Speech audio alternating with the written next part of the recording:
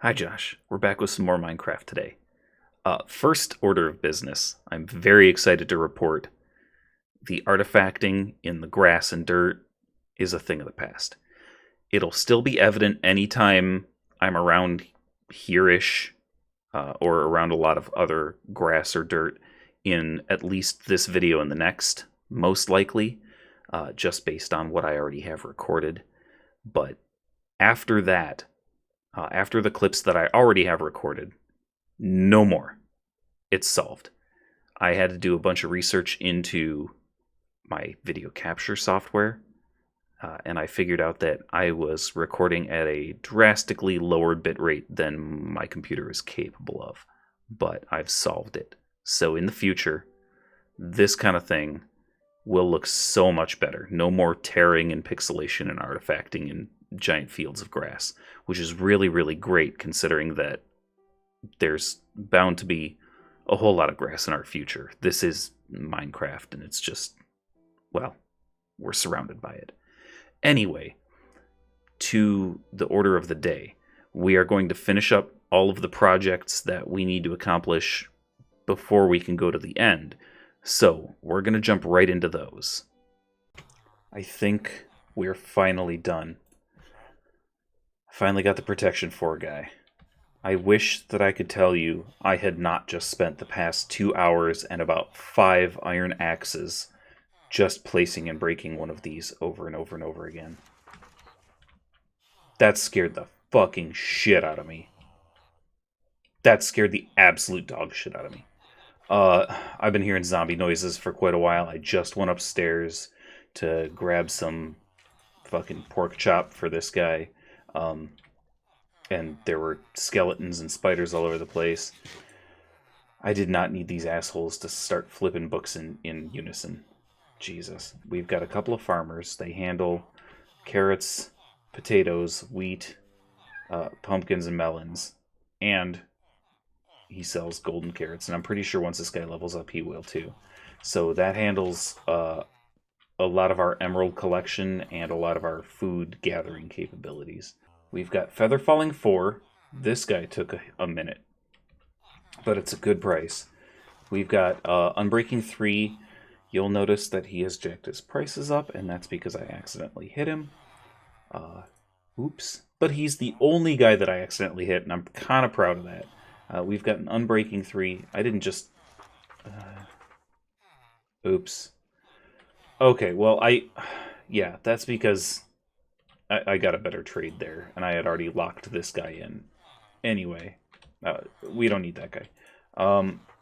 We've got Silk Touch. We've got a cheaper mending guy. Here, hang on. I'll be back. Let's see. Yeah, you're the more expensive one. We don't need you. You can stay. Okay. We have Power 5 for our bow. We have Fortune 3. We've got our Butcher. And we finally got Protection 4. We've also got some backup guys here because the breeder ran overtime. I blocked it off so that if there were babies, they couldn't get out, because it seems like babies can get pushed onto the railroad tracks and they can run across it, and then they run over here and they squeeze in between the lectern and the wall and they get in there, and I don't want them growing up and getting stuck. So I've decided in order to gather emeralds better from our villager trades, we need to start an automated melon and pumpkin farm. So I think I've gathered everything that I need to make a 9x9 2-layer farm, which means that I'll be putting 1 block of water, and then 4 blocks out in every direction from that, I will build the 9x9 grid. I'm going to do a checkerboard pattern where I could put melons and pumpkins. I'm going to try to maximize the efficiency of the farm, and I'm going to make 2 layers of this. I'm going to have automated collection systems in both of them, and I'm going to try to make sure that these carts are always emptied. So actually, I think I'm going to need 2 more hopper mine carts, because I've got an idea of how to build this where when the cart comes back, it stops just long enough to get drained into another hopper mine cart, which should happen super, super quick. Hopefully, this will be efficient enough at draining the hopper minecart that it won't constantly stay full. But that's something that I'll need to keep checking from time to time. Man, this stuff is cool. Anyway, I'm just in the middle of digging out the hill under the wizard tower, which is where I'm going to be putting the melon and pumpkin farm. This is how big it's going to be, minus 2 blocks. I dug these out because this is where I'm going to do the unloading system. But from here, straight over this way, this by this way, that's going to be our melon pumpkin farm. So I'm going to have hopper minecarts running underneath each section. I'm going to have observers and pistons above each section, and I'm just going to stack them too high. And then over here, I'll have the minecart come out, I think one on this side for one layer and one on this side for the other layer. They'll come out to unloading stations, and they'll run through hoppers down here and into stacks of chests to hold the melon and pumpkins. So once I finish digging this out, I think I want to go up about another 4 or 5 layers, because this is as tall as I need it to be for 2 layers of the farm, but I still want room for a stack of chests. Okay, so it's not pretty, but I think I have the unloading system finished. It'll require a little test, but under each of those smooth slabs there and there are hopper minecarts. So when the hopper minecart that's gathering stuff comes around and hits this, it'll... Fuck, I just had a revelation. I need to build one of these, like, 6 blocks higher. I don't know why I thought to build them together. In fact, I already had to rebuild the second one, this inner one, once, because it was 1 block over to the left, and that torch kept that gate open even when this one was unpowered. Well, I'm a dumbass. Anyway, let me explain it to you. So the hopper minecart that's gathering all the melons and pumpkins will come around. It'll hit this detector rail, which will power this block, power this comparator, turn off that torch, turn on that torch, power that comparator, power this block, turn off this torch, close this gate. So I did not do this all myself. I've seen it done before, and I had to look it up again just to double check what I was doing, but I understand how the power flows through all of this. I just wasn't sure how to build it myself. For instance, I did not have any comparators before I double checked myself. I thought that I was going to be using purely torches, but the comparator reads the state of the block that it's facing, or that it's facing away from. So like this is it's facing the way that the 1 dot is, from 2 dots to 1. That's where it's facing. So this one's facing that direction, which means it's facing away from this block. So when that block right there gets power, it reads that and directs a signal to flip the state of the block, or to power the block in front of it. And if this block right here is powered, it depowers that torch. Right now, this block is powered by the torch. So when that torch turns off, it'll depower this block, which means that this torch can turn on. It's just flipping states from on to off. This torch turning on will let this comparator know that there's power behind it. It'll give power in front of it, so it'll power this block. This block being powered turns off this torch, which closes this gate, because an on torch, a lit torch, opens a gate. Anyway, the gate being closed will hold the hopper minecart here, but it'll hold it like down a little bit. Like it'll be drifted a bit, because the gate's not going to hold it completely over here. So it'll be like on that block, kind of. It'll be just enough to make contact with the hopper minecart that's trapped inside that slab. And I did that by just putting the slab here, putting a piston here, powering the piston, and pushing the slab into the hopper minecart. So the hopper minecart is sitting on top of this hopper. It'll suck up everything from the hopper minecart that's been pulling all the melons and pumpkins, and then it'll take its time pumping through this hopper chain, and then it'll sort down into these chests. I figure four double chests per layer of melon and pumpkin farm will be good enough. If I need more, I can always expand downward.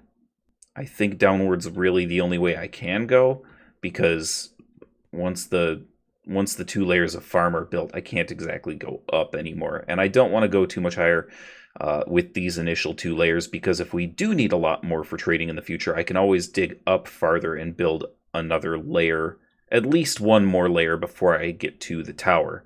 And the tower has a slightly smaller footprint than I would need for this farm. I don't think I'll ever be able to have more than 3 layers. I'll do some measuring if I ever need to and see if I need 4 or if I can make 4, but I'm pretty sure 3 will be the max. But I can expand the storage down however far I need to, or I can figure out a different storage system. I don't need to just use this stack right here. I don't think I'll ever need that many melons and pumpkins. I don't think I'll ever go that crazy with trading them, but this farm will be pretty efficient. Once the storage is completely full, and the hopper minecart that picks up all the melons and pumpkins can't drain anymore, it'll just sit here. And that comparator will read that, and thus this circuit will complete, and that gate will close. And so the hopper minecart won't empty. I'm going to undo this row of the unloader so that I can build it up 6 rows. And then I'll get to building the actual farm. Alright, well, I disassembled the second unloading station, but this one is done. So that's how it'll work. It'll cruise around underneath just all the time. It'll go back and forth, and I'm going to put the dirt at this layer right here, my eye level, and it will pick up everything because hopper minecarts are fucking black magic, and they can pick up from the block above, and it'll hit there, and if it has anything in it, the comparator will read that state and lock that gate. So I'm going to exhibit that for you. So it just picks up everything super quick, cruises around, and it'll come around. Comparator reads. That comparator is also alive, and it's unloading into that other hopper minecart. And look how quick that goes. As you can see, there's my cobblestone. I know that because all of my other cobblestone's up here. So that is layer 1. These were necessary to power the rails in the middle, and this was necessary to power the end rail over here. So the other layer, the second layer of this cake, is going to look just like this, but it'll offload on this corner, just like this, and opposite, and then it, instead of ending over here, it'll end over in this corner, but it's going to look identical. So I'm going to put dirt here. Melons and pumpkins will be planted in the dirt, so they'll grow here. The observers will sit here. The observers and pistons will sit here. Anytime a melon or a pumpkin grows, an observer will read that state, and I will have redstone planted on top of them at this level that will power all of the pistons around that observer and pop off those melons and pumpkins, and they will just lay on the dirt here. So yeah, dirt, melons and pumpkins, observers and pistons, and then there will be blocks and redstone up here. And then we will start it over again with another ground layer right there. So I'll have like slabs on the upper half of this. So do I have them? Yes, I do. So they'll go here. All right, we've got this place all hoed up, and now it's time to start planting. So what we do here is we do like a opposite checkerboard. So we can do melons here, and you may be able to hear, actually that was pumpkins, you may be able to hear the cart going below. So what we do is melons, and then pumpkins, and then melons, and then pumpkins. So we alternate diagonals. You know, I always forget to do this. I was going to put the observers and pistons in first because it is so much easier when you do it from down here. But that's all right. I will get myself another gate or a trapdoor or something, and I will make myself lay down. Okay, here I go. Ugh. Alright, now I just need to stay under the observers and place pistons like this. Alright, so I've placed all of the blocks and redstone on top of the observers and pistons. I slapped in a little glowstone just to give me some light so that when I'm coming up here, it's not pitch black in there. Get in the... please? Okay. I'm still not entirely sure how scaffolding works. I seem to keep popping up and down sometimes. Won't need that. But you can hear them going off and see the redstone getting powered because the stalks are still growing. So every time a stalk updates, it's updating, or it's triggering the observer. The observer notices a change in state below it that it's looking at, and it powers this redstone. The redstone powers all 4 blocks around it, which provides power to the pistons below them. So all 4 pistons fire when one redstone's lit up. That is layer 1 of this cake. So I'm going to do layer 2, and we will, let's see, plant more pumpkins than melons this time. I wanted to give you a demonstration of how I placed the minecart in that first layer, so I figured I would record this clip for you and show you how I did it. So I had to place the cart on a block, break the block, let it fall onto the hopper, and then here you can see me puzzling through exactly how to place this piston. So, piston goes in, and I just power the piston, and it pushes that slab into place over the minecart. And then I'm just cleaning up my mess after the fact. So, that hopper minecart will sit there forever, and that is where the hopper minecart that collects all the melons and pumpkins will rest once the gate is up. Okay, well, the second layer is done. Sorry I didn't show you anything before finishing it. I recorded 4 separate clips, completing this loading station, getting all the dirt in. I thought I had very smartly placed the pistons before I got everything done, but I had placed all of the pistons where the observers needed to be because I'm an idiot. So I had to tear all that out. I got everything placed. We are good, and excitingly, the first layer, even not fully grown, is already pumping out a decent amount of stuff. So once both layers are fully grown, we're going to be good to go. I need to pop a trapdoor over here and get myself down here and dig out the corners and place torches, because these corners aren't being sufficiently lit by the glowstone. So, anyways, I got caught mid-sentence. I had recorded 4 clips showing you all of the progress I'd made along the way, and after I finished this, and I finished the 4th clip, and I went back to double-check my recordings, I realized my mic had been muted all along, and I can't actually see the light on my mic because I have a pop filter, and it's placed just so that I can't actually see the light. So, anyway, that is the farm update. We are done with this, and it is pumping out melons and pumpkins. I don't know how that skeleton got in there, but damn does it feel good to have a mending tool again. Yeah, gather that experience. Also, I modified this place a tiny bit so that I'm standing a little bit closer so the experience orbs actually flow to me, and they can come over the trapdoor. So, that's good. I'm still thinking about modifying this place a little bit more because since this is level, they flow in and they kind of jam up together.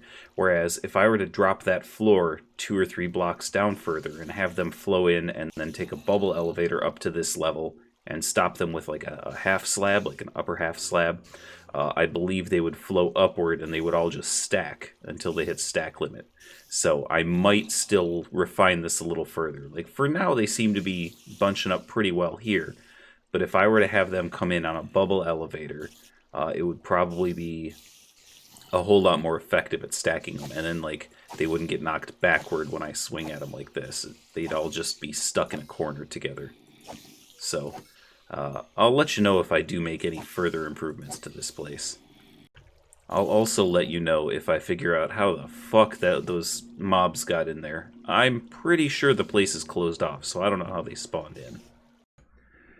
I have spent an absolutely minor amount of time in the villager trading hall, and I've only spent maybe 10 minutes AFK just letting the melon and pumpkin farm build up stock. I've got several stacks of melons and pumpkins still that I can't trade because only the one farmer trader has melons and pumpkins unlocked, and he freezes up pretty quick.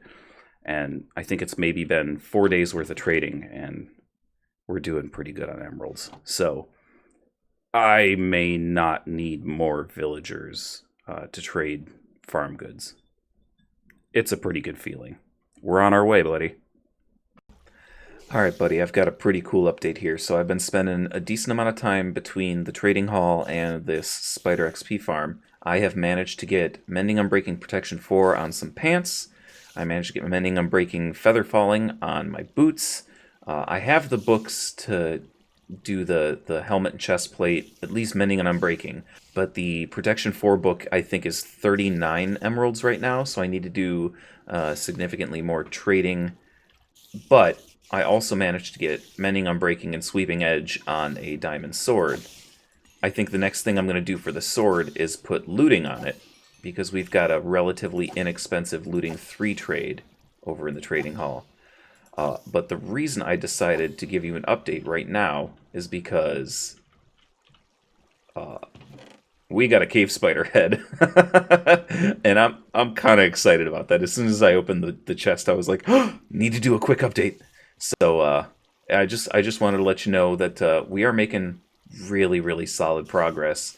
I think within the next few trading sessions, we will have enough emeralds to get those protection books. I need to get 3 more protection books. I want one for the helmet, one for the chest plate, and one for the boots. And then eventually I'd like to do other stuff like getting respiration and aqua affinity on the helmet, but those aren't necessary right now. We're trying to gear ourselves up for the end fight, and those will just be useful in the future when we do underwater projects or when we go to shipwrecks or what have you. But they will be incredibly useful when we eventually go to clear out that Guardian Temple. So those are going to be necessities. I think right now we only have Respiration, so I still need to get an Aqua Affinity Villager trade. But I also, like I said, want to put Looting on the sword at the very least. I think I also want to put Sharpness on it, but I don't remember if we have a Sharpness trade, and I suspect we don't, but we might. That might have been one of the things that I saw a 5 on and decided to keep. So I will update you when we get further along in our armor enchanting and our sword upgrade. Yo, so I know it's a waste of emeralds while we're trying to finish everything up, but since I already got my diamond chest plate all set up and I've got protection on everything, at least for the first set, I decided to take the Wandering Trader up on 8 more blocks. I don't know why, but I love these mini blocks. They're so much fun to collect. I'm really glad that I got this data pack. It's just an extra little bit. Further update, I got a bow with Power 5 and Unbreaking 3. I was going to put Infinity on it, but I've been collecting arrows, so I might just put Mending on it. Or I might put Infinity on it after all. I'm not really sure. I don't think I have an Infinity Trader yet, so I could put Mending on it, and then eventually when I run out of arrows, I could always put Infinity on something. But I think I mentioned previously, Spectral Arrows are a Piglin trade, and once we get a proper automated Piglin trading farm up, after we have a gold farm up on the nether roof, we will probably have endless arrows, so we won't need to worry about running out. All we'll need to worry about is just keeping some stocked in our inventory. For our second set, at least sword and armor, we already have the Unbreaking books for them. I just need 5 mending books for those, and then I'd like to get the protection books for these 4. I don't think I need Sweeping Edge or Looting on another sword, although I would like Sharpness 5 for both swords, so that's still a goal. And I think after we get the second set all built up, I think we'll be ready to go to the end. It's almost time, buddy. We finally did it. We didn't get a Sharpness 5 Villager Trader, but we got a Sharpness 4 Villager Trader for only 16 emeralds. So I just bought 4 books, combined them into 2 sets of Sharpness 5 books, and now I've got 2 swords set and ready to go. Oh, yeah, also, I've been doing a lot of trading, so I have plenty of emeralds, so I bought golden carrots. This is how many I've bought so far. So once I get up to, I don't know, 3 or 4 stacks, and we get enough levels to fully enchant all of our backup gear with all of this stuff, that's why I'm here, by the way, is to just gather some experience so that I can upgrade stuff, enchant stuff. Once we do that, it will be time for an end raid. So, I'm nervous. I'm excited. I can't wait to get into Elytra and go out end busting and picking up some shulker boxes. Mostly excited, but nervous. I'm not great with the bow and arrow. So busting those end crystals is going to be a little challenging. I don't think I'll have a major problem with the dragon, but there's plenty of potential to die. And if I die once, there's a solid chance I'll die repeatedly. But, you know, we'll see what happens. We've got a good sword, we've got a good bow. All that I've done to the bow so far is put Unbreaking and Power 5 on it because I don't know what else I want to do. I don't really see too much value. Like, even putting Flame on it probably wouldn't make a major difference against the dragon because the majority of the damage that you do to the dragon is when it comes down to its roost to regen and you can attack it with your sword, which is why I waited for a Sharpness 5 sword. But I don't know. I think that the bows we've got will probably be fine. I am going to go do a whole lot more branch mining to try to gather up some gold, or maybe I'll just go to the end and try to raid as much of the end gold ore as I can, or kill a bunch of piglins or something, or zombie piglins, I mean, because I want to do a lot more trading and pick up some more spectral arrows. However, I don't think I need to stress about getting the apparently super rare Ender Pearl trades, because now that I've had a looting sword for a while, I have been finding Endermen and killing them and getting their eyes. So I think we might have, if not enough, then at least close to enough Ender Pearls to turn into Eyes of Ender to fill the portal. So I'll update you when we get to the next step, I guess. Well, shit on my dick and call me Stacy. I think we're ready to go to the end. So check this out. We've got all of our good armor. We've got our good sword. We've got a good set of backup armor. We've got a good backup sword. We've got all of our potions. We've got a shit ton of golden carrots. We picked up some more spectral arrows. We've got plenty of regular arrows. We've got 2 good bows. We've got some water and some scaffolding blocks. For real, I think it might be time to go to the end. What do you think, bud? Fuck it, right? All right, well, I will catch up with you at the end portal once I've made up all the Eyes of Ender and I get over there. All right, I think it's time. I got some trash in my inventory. I did a little bit of prep for assuming we're successful. One of the data packs that I have installed is that you get an Elytra from the dragon kill. So we will get an Elytra right off the bat, which is why I bought Mending and Unbreaking books and an anvil to put it on and a bunch of firework rockets. It's a little late right now, so I don't know that it'll necessarily be a good idea to go do any end busting immediately, but I mean, well, we can at least get this fight done, right? Oh boy. Oh boy, here we fucking go, man. You know what? You know what I don't need? I don't need this, or this, or this. That's just going to take up slots in my inventory that I desperately need.